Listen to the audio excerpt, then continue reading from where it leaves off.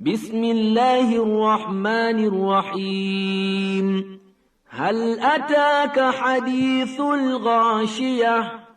وجوه يومئذ خاشعة عاملة ناصبة تصلى نارا حامية تسقى من عين آنية ليس لهم طعام إلا من ضريع لا يسمن ولا يغني من جوع وجوه يومئذ ناعمة لسعيها راضية في جنة عالية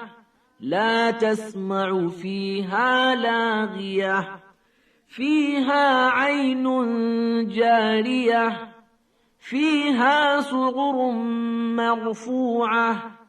وأكواب موضوعة ونمارق مصفوفة وزرابي مبثوثة أفلا ينظرون إلى الإبل كيف خلقت وإلى السماء كيف رفعت وإلى الجبال كيف نصبت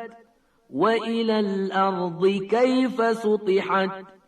فذكر إنما أنت مذكر لست عليهم بمسيطر إلا من تولى وكفر فيعذبه الله العذاب الأكبر